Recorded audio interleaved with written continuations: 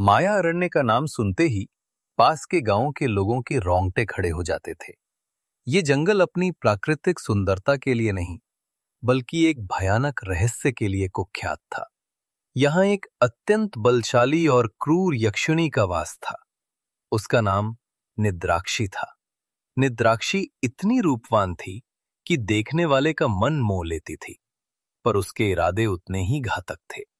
जो भी राहगीर गलती से भी माया अरण्य से रास्ता लेता, वो निद्राक्षी का शिकार बन जाता।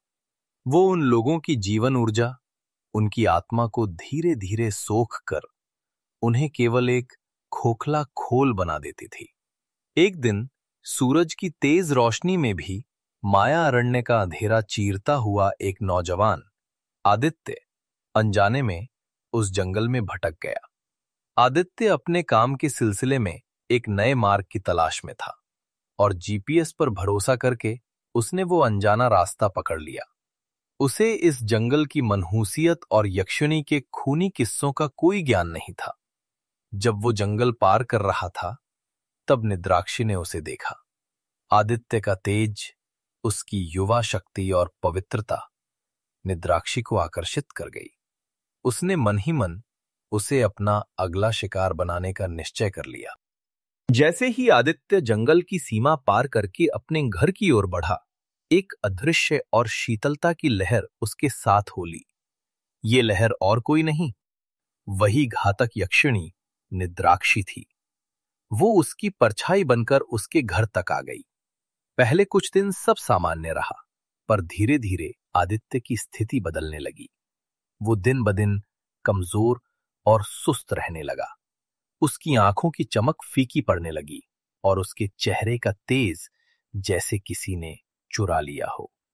वो अक्सर कहता कि उसे नींद में अजीब सा खिंचाव महसूस होता है, जैसे उसकी छाती पर कोई भारी पत्थर रख दिया गया हो।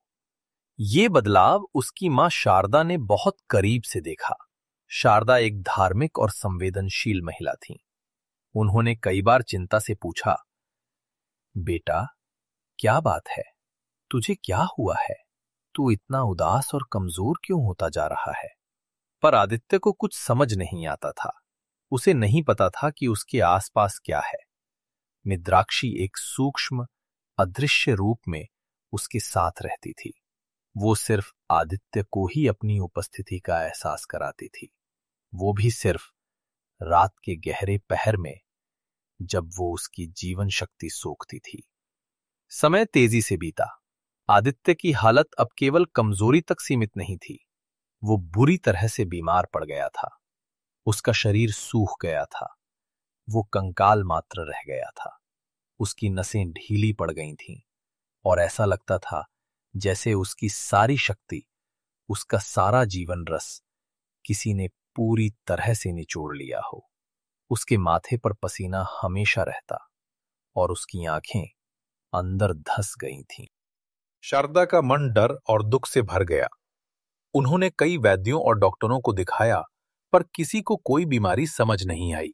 सबने कहा, शरीर में कोई रोग नहीं है, पर शक्ति शून्य है। एक दिन जब आदित्य दवाई लेने के बहाने कुछ देर के लिए बाहर गया हुआ था, शारदा अपने घर के आंगन में बैठी थीं और आंखों में आंसू लिए भगवान से प्रार्थना कर रही थीं। तभी उस गली से एक सिद्ध महात्मा श्रीनाथ बाबा गुजर रहे थे। बाबा की आंखें तेज थीं और उनके माथे पर एक अलौकिक तेज था। जैसे ही बाबा उस घर के पास पहुंचे, उन्हें एक तीव्र नकारात्मक ऊर्जा का भयंकर अनुभव हुआ। हवा में एक अजीब सी सड़ी हुई मीठी गंध महसूस हुई, जो किसी अलौकिक शक्ति की निशानी थी। वे सहसा रुक गए और घर के द्वार की ओर देखा।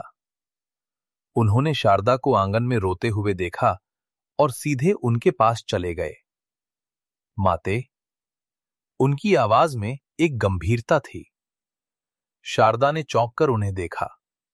बाबा ने सीधे मुद्दे पर बात की। माते, तेरा पुत्र भयंकर खतरे में है। ये रोग नहीं, ये एक छाया है। तेरे पुत्र पर एक कामिनी यक्षिणी का साया है, जो अत्यंत दुष्ट और शक्तिशाली है। शारदा के हाथ पैर ठंडे पड़ गए। उन्होंने कांपते हुए पूछा, यक्षिणी, पर ये कैसे? बाबा ने अपनी आंखें बंद की और कुछ पल ध्यान किया। ये उस माया अरण्य का खेल है माते। जब वो जंगल से निकला तब ये यक्षिणी उसके साथ आ गई। ये अपनी शक्ति से नहीं, बल्कि 4 अमावस्या की रातों में धीरे धीरे उसकी जीवन शक्ति सोख कर उसे मार डालेगी। बाबा की आवाज अब और गंभीर हो गई। तेरे पास अब केवल 2 अमावस्या अर्थात 2 महीने हैं। अगर तीसरी अमावस्या को इसका वार हो गया तो तेरे पुत्र को कोई नहीं बचा सकता। उसका शरीर भीतर से पूरी तरह नष्ट हो चुका होगा। फिर बाबा ने एक गहरी सांस ली और आगे कहा, तेरा पुत्र अभी भी जीवित है, क्योंकि तू प्रतिदिन सच्चे मन से पूजा पाठ करती है। तेरी भक्ति और तेरे घर की शुद्धता ने उस यक्षिणी की शक्ति को थोड़ा बांध रखा है, वरना वह उसी दिन मर जाता जिस दिन वह उस जंगल से आया था। शारदा का सारा डर एक चीख बनकर बाहर निकला। वो तुरंत बाबा के चरणों में गिर पड़ी, उनके पैर पकड़ लिए। बाबा, मेरे बेटे को बचा लो, मेरे बेटे को जीवन दान दे दो। उनकी आवाज में इतनी करुणा थी कि बाबा का कठोर तपस्वी मन भी पिघल गया। बाबा ने शारदा को उठाया। उठो माते, ये कार्य आसान नहीं है। यक्षिणियां अति क्रूर होती हैं। बाबा ने शारदा को शांत किया। उन्होंने कहा, अगली अमावस्या की रात, ठीक मध्य रात्रि में, हम इस यक्षिणी को इसके लोक में वापस भेजने का प्रयास करेंगे।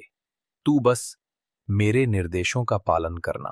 शारदा ने अपने बेटे को बचाने की अंतिम उम्मीद के साथ बाबा के निर्देशों का पूरी तरह पालन किया। अगली अमावस्या आई।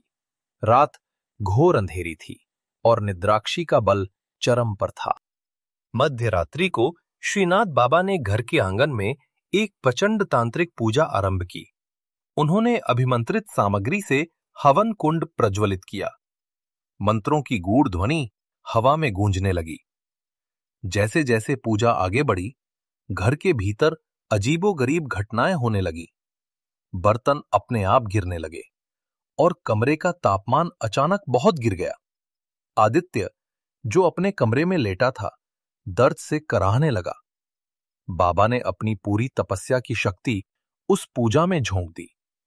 उन्होंने यक्षिणी को बांधने के लिए गुप्त मंत्रों का जाप किया। मंत्रों की शक्ति से एक तेज रोशनी उत्पन्न हुई और एक क्षण के लिए शारदा को लगा जैसे उनके बेटे के शरीर से एक धुएं जैसी काली आकृति निकलकर चिकती हुई हवन कुंड की ओर भागी। वो चिक इतनी भयानक थी कि सुनने वाले के कान के पर्दे फट जाते। ये वही यक्षिणी निद्राक्षी थी जो अपने शिकार को छोड़ने को तैयार नहीं थी। बाबा ने अंतिम और सबसे शक्तिशाली आहुति दी। मंत्रों की शक्ति से बंधकर वो भयानक आकृति एक तेज रोशनी के साथ हवन कुंड में समा गई और तुरंत ही वो रोशनी बुझ गई। सब शांत हो गया। बाबा पूरी तरह पसीने से लथपथ थे, जैसे उन्होंने कोई भीषण युद्ध जीता हो। बाबा ने धीरे से कहा, हो गया माते, वह लौट गई है। बहुत मुश्किल से उसे विवश किया गया है। अब तेरा पुत्र सुरक्षित है, पर उसे ठीक होने में समय लगेगा। अब वह और शक्ति नहीं सोख पाएगी। अगले ही दिन से आदित्य में सुधार आना शुरू हो गया। उसकी आंखों की चमक धीरे धीरे वापस लौटने लगी और वह कमजोरी से उबरने लगा। शारदा की आंखों में अब खुशी के आंसू थे। शारदा ने बाबा को धन्यवाद देने के लिए अगले दिन उन्हें ढूंढा, पर श्रीनाथ बाबा कहीं नहीं मिले। जैसे वह अचानक आए थे, वैसे ही वह बिना किसी निशान के हमेशा के लिए गायब हो गए। शारदा समझ गई कि वह कोई साधारण मानव नहीं, बल्कि स्वयं किसी दैवीय शक्ति के दूत थे, जो केवल उनका कल्याण करने आए थे। आदित्य उस भयानक जंगल से मिली मौत के साए से बच गया और शारदा की भक्ति और श्रीनाथ बाबा के तप ने उसे एक नया जीवन प्रदान किया।